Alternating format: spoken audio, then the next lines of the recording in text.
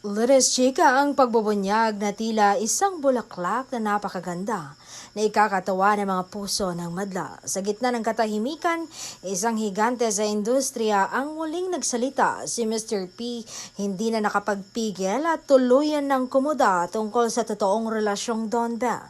Ano nga ba ang misteryosong itinatago sa likod ng kamera? Saad niyang simple, walang makakapaghiwalay sa Don Bell na talagang ikinanganga ng mga media entertainment.